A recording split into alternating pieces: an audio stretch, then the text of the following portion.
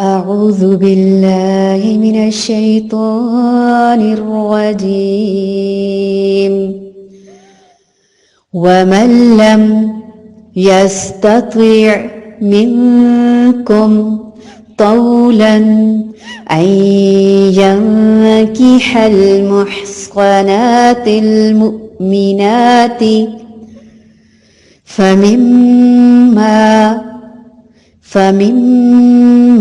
ملكت أيمانكم من فتياتكم المؤمنات والله أعلم بإيمانكم بعضكم من بعض فانكحوهن بإذن أهلهن وآتوهن أجورهن بالمعروف محصنات غير مسافحات ولا متخذات أخدان فإذا أحصن فإن أتين بفاحشة فعليهن نصف ما على المحصنات من العذاب ذلك لمن خشي العنة منكم وأن تصبروا خير لكم والله غفور رحيم ومن لم يستطع منكم طولا أن ينكح المحصنات المؤمنات فمما ملكت أيمانكم من فتياتكم المؤمنات والله أعلم بإيمانكم بعضكم من بعض فانكحوهن بإذن أهلهن وآتوهن أجورهن بالمعروف محصنات غير مسافحات ولا متخذات أخدان فإذا أحصن فإن أتين بفاحشة فعليهن نصف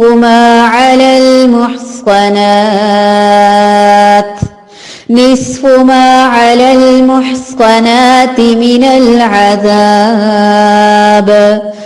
ذلك لمن خشي العنة منكم وأن تصبروا خير لكم والله غفور رحيم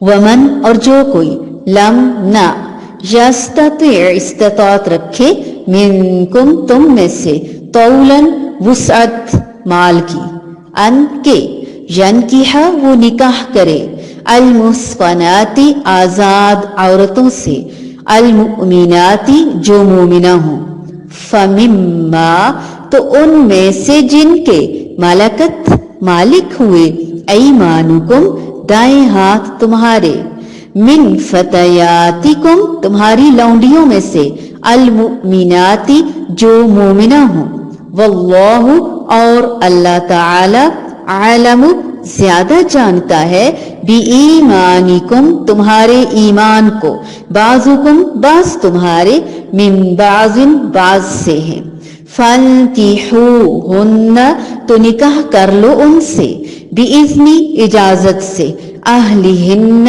ان کے مالکوں کی، وآتوہن اور دو انہیں، اجورہن مہر ان کے، بالمعروف معروف طریقے سے، محصنات نکاح میں محفوظ ہونے والیاں، غیر نہ، مسافحات بدکاری کرنے والیاں، ولا اور نہ ہی، متخذات بنانے والیاں، اخدان چھپے دوست، فَإِذَا پھر جب، تو جب، احصن وہ نکاح ملائی جائیں، فَإِن پھر اگر، اتینا وہ آئیں، بفاحشۃ کسی بے حیائی کو، فعلیہن تو ان پر ہے، نصف آدھی، ما وہ جو، علی المحصنات پاک دامن عورتوں پر ہے، من العذاب سزا میں سے، ذالک یہ، لمن اس کے لیے جو، خشیہ ڈرے، خشیت رکھے، العنت گناہ سے، منکم تم میں سے، وان اور یہ کہ، تصبروا تم صبر کرو، خیر بہتر ہے، لکم تمہارے لیے، واللہ اور اللہ تعالی، غفور بہت بخشنے والا ہے، رحیم نہایت رحم کرنے والا ہے۔ اور تم میں سے جس کسی کو آزاد مسلمان عورتوں سے نکاح کرنے کی پوری وسعت اور طاقت نہ ہو تو وہ مسلمان لونڈیوں سے جن کے تم مالک ہو اپنا نکاح کر لے۔ اللہ تعالیٰ تمہارے اعمال کو بخوبی جاننے والا ہے، تم سب آپس میں ایک ہی تو ہو، اس لیے ان کے مالکوں کی اجازت سے ان سے نکاح کر لو اور قاعدے کے مطابق ان کے مہر ان کو دے دو۔ وہ پاک دامن ہوں، نہ کہ اعلانیہ بدکاری کرنے والیاں، نہ ہی خفیہ آشنائی کرنے والیاں۔ پس جب یہ لونڈیاں نکاح میں آ جائیں، پھر اگر وہ بے حیائی کا کام کریں تو انہیں آدھی سزا ہے اس سزا سے جو آزاد عورتوں کی ہے۔ کنیزوں سے نکاح کا یہ حکم تم میں سے ان لوگوں کے لیے ہے جنہیں گناہ اور تکلیف کا اندیشہ ہو، اور تمہارا ضبط کرنا بہت بہتر ہے، اور اللہ تعالی بڑا بخشنے والا اور بڑی رحمت والا ہے۔ جو شخص تم میں سے اتنی قدرت نہ رکھتا ہو کہ خاندانی مسلمان محسنات سے نکاح کر سکے، اسے چاہیے کہ تمہاری ان لونڈیوں میں سے کسی کے ساتھ نکاح کر لے جو تمہارے قبضے میں ہوں، یعنی آزاد عورتیں موجود نہیں ہیں تو ان کی جگہ وہ عورتیں جو لونڈیاں ہیں، غلام ہیں، اور انسان کو اپنے ایمان کے جانے کا اگر خطرہ ہے تو پھر ایسی عورتوں سے بھی نکاح کیا جا سکتا ہے، لیکن شرط یہ ہے کہ وہ مومنہ ہوں۔ اللہ تمہارے ایمانوں کا حال خوب جانتا ہے، تم سب ایک ہی گروہ کے لوگ ہو، یعنی سب ایک آدم کی اولاد ہو۔ فَانْكِحُوهُنَّ بِإِذْنِ أَهْلِهِنَّ لہٰذا ان کے سرپرستوں کی اجازت سے ان کے ساتھ تم نکاح کر لو، یعنی جیسے ایک آزاد لڑکی کا نکاح اس کے ولی کی اجازت سے ہوتا ہے، اسی طرح ایک غلام عورت کا نکاح اس کے آقا کی مرضی سے ہوگا، اور معروف طریقے سے ان کے مہر ادا کرو تاکہ وہ حصار نکاح میں محفوظ محسنات ہو کر رہیں، آزاد شہوت رانی نہ کرتی پھریں، یعنی نکاح کے بندھن کے بغیر ان سے بھی تعلق قائم نہ کرو، اور نہ چوری چھپے دوستیاں۔ پھر جب وہ حصار نکاح میں محفوظ ہو جائیں اور اس کے بعد کسی بد چلنی کی مرتکب ہوں تو ان پر اس سزا کی بنسبت آدھی سزا ہے جو خاندانی محسنات کے لیے مقرر ہے۔ یہ سہولت تم میں سے ان لوگوں کے لیے پیدا کی گئی ہے جن کو شادی نہ کرنے سے تقوی ٹوٹ جانے کا اندیشہ ہو، لیکن اگر تم صبر کرو تو، یعنی نکاح کے لیے اپنی خواہش کی تکمیل کے لیے ایسی عورت کا انتخاب کرو جو آئندہ زندگی میں تمہارے لیے ایک بہترین ساتھی ثابت ہو، تمہارے خاندان کو بہترین طور پر پرورش دینے والی ہو، تمہاری نسلوں کی محافظ ہو، تو وہ زیادہ بہتر ہے، اور اللہ تعالی بخشنے والا اور رحم فرمانے والا ہے۔ اس سے ہمیں بہت سی حکمتیں، بہت سی باتیں پتہ چلتی ہیں۔ ان میں سے ایک یہ ہے کہ نکاح کی بنیاد ایمان ہے۔ رسول اللہ صلی اللہ علیہ وآلہ وسلم نے فرمایا، عورت سے 4 چیزوں کے پیش نظر نکاح کیا جا سکتا ہے: اس کے مال و دولت کی وجہ سے، اس کے حسب اور نسب کی وجہ سے، اس کی خوبصورتی کی وجہ سے، اور اس کی دینداری کی وجہ سے۔ تیرے ہاتھ خاک آلود ہوں، دیندار عورت سے شادی کر کے کامیابی حاصل کرو۔ کی پوائنٹ بتا دیا کامیابی کا، دیندار عورت۔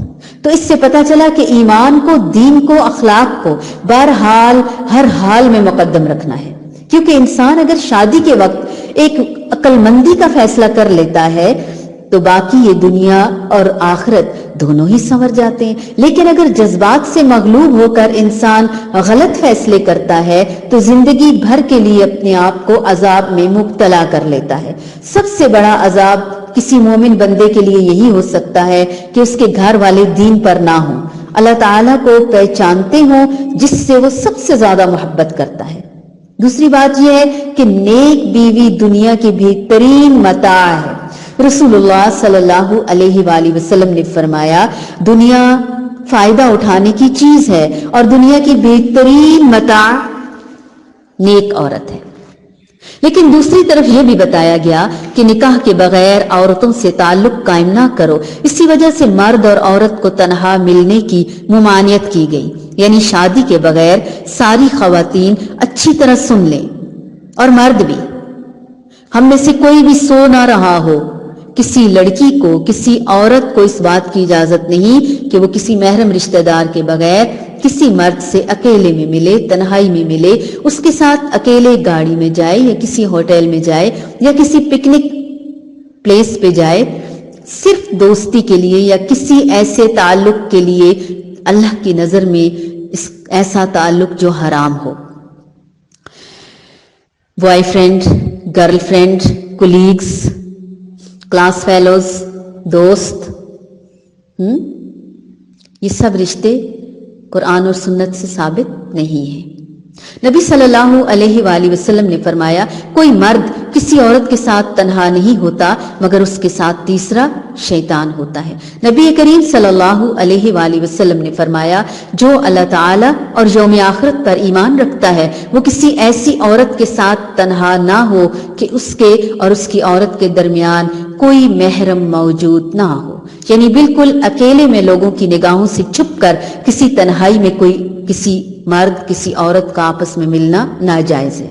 اسی طرح نبی کریم صلی اللہ علیہ وآلہ وسلم نے اس سے منع کیا ہے کہ خامندوں کی اجازت کے بغیر ہم غیر محرموں سے لوگوں سے بات کریں، گفتگو کریں۔ ہاں اجازت ہے تو اور بات ہے، بعض اوقات ایسا ہوتا ہے کوئی ضرورت پیش آ جاتی ہے، ضرورت کے تحت کوئی گھر آ جاتا ہے، شوہر کو بھی پتا ہوتا ہے کہ میری ایبسنس میں کوئی بھی آ سکتا ہے یا آتے ہیں، اس شخص کا دروازے تک آنا جانا، یا سرونٹس گھر میں ہیں، بعض اوقات سرونٹس کام کر رہے ہوتے ہیں، لیکن اگر شوہر اس چیز کو بھی ناپسند کرتا ہے کہ عورت کسی بھی مرد سے بات نہ کرے تو عورت کو رک جانا چاہیے۔ اسی طرح کسی عورت اور مرد کو نکاح کے بغیر، نسب یا رضاعت کے بغیر آپس میں ایک دوسرے کو چھونا نہیں چاہیے۔ لیکن اگر کوئی ایکسیپشنل صورت ہے، جیسے ڈاکٹر مریض کو چھوتا ہے یا بیمار کو اٹھانا پڑ جاتا ہے یا ایمرجنسی میں کسی عورت کو ہاتھ لگانا پڑ جاتا ہے، ورنہ عام حالات میں اور خصوصاً اگر کسی لڑکی کے کسی مرد کے ساتھ کوئی بھی دوستانہ تعلقات ہیں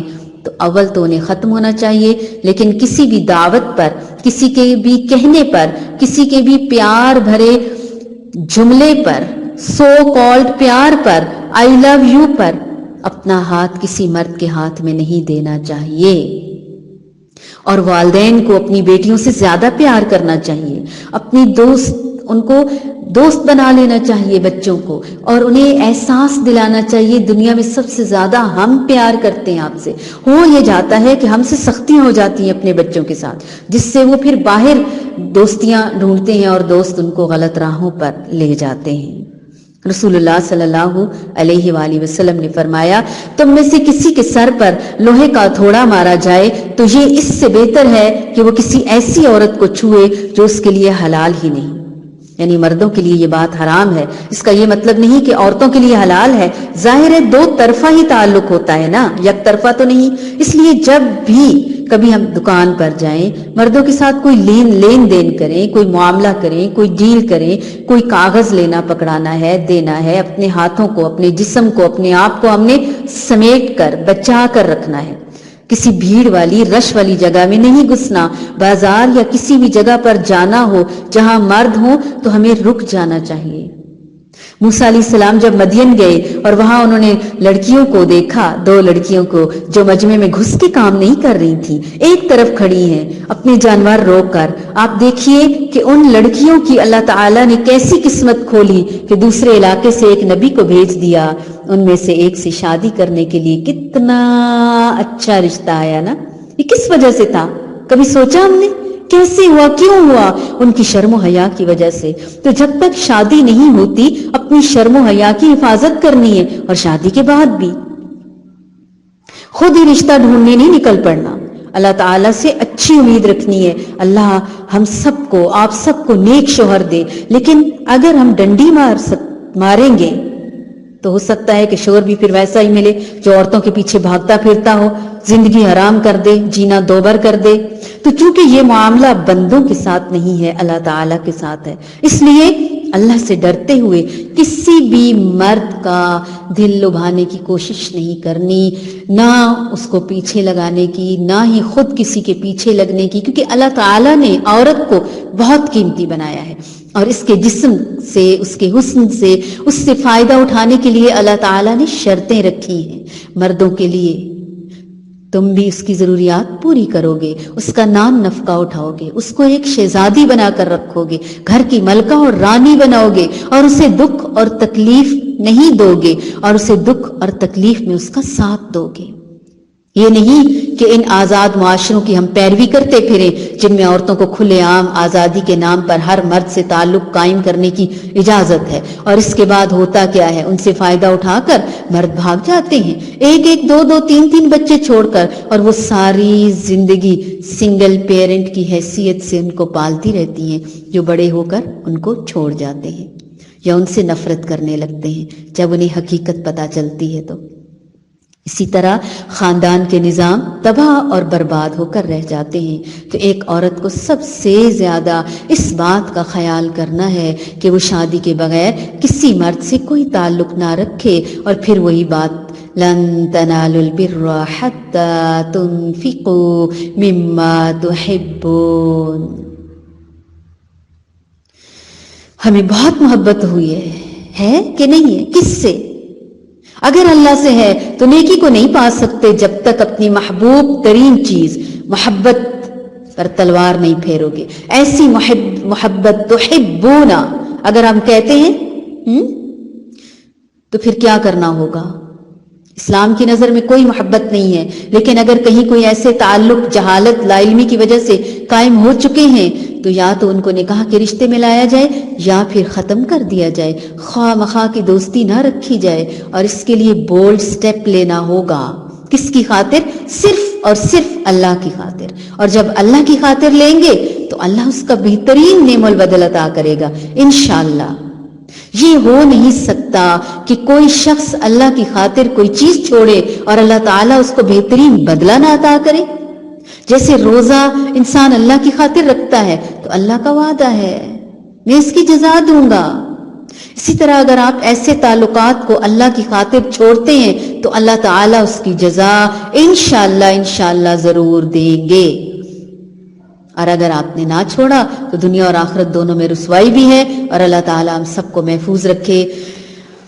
جابز کے دنوں کے جتنے کانٹیکٹس تھے اللہ گواہ ہے اس بات کا کہ وہ سارے کانٹیکٹس وہی ختم کر دیے. نہ وہ ہمارے بھائی ہیں, نہ وہ ہمارے محرم ہیں, نہ وہ ہمارے رشتہ دار ہیں. ماضی میں جو ہو چکا غلطی سے, انجانے سے, کسی بھی وجہ سے چھوڑ دیا. قد ما سلف, ہو گیا جو ہو گیا, اب نہیں ہوگا اے اللہ انشاءاللہ. ہم نیت کرتے ہیں, ہم وعدہ کرتے ہیں تجھ سے سچے دل سے, اللہ ہمیں ثابت قدم رکھنا, ہمیں استقامت دینا, ہمیں دوبارہ ان رستوں پہ نہیں لے کے جانا, ان گڑھوں میں نہیں گرنے دینا چاہے کچھ بھی ہو جائے. انشاءاللہ ہم سب اس وعدے کو برقرار رکھنے کی نیت کرتے ہیں.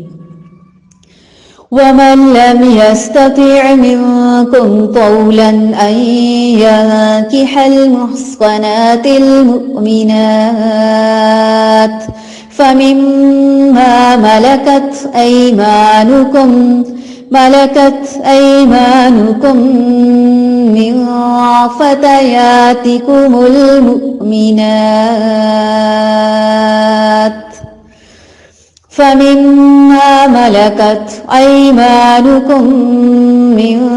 فَتَيَاتِكُمُ الْمُؤْمِنَاتِ وَاللَّهُ أَعْلَمُ بِإِيمَانِكُمْ بَعْضُكُم مِّن بَعْضٍ فَانكِحُوهُنَّ بِإِذْنِ أَهْلِهِنَّ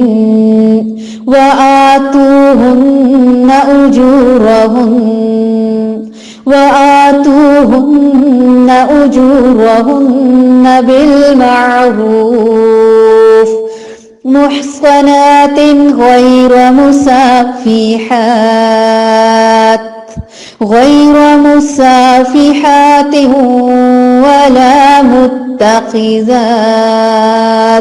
ولا متخذات أخدان فإذا أحصن فإن أتين بفاحشة فعليهن نصف ما على المحصنات من العذاب ذلك لمن خشي العنة منكم وأن تصبروا خير لكم والله غفور رحيم.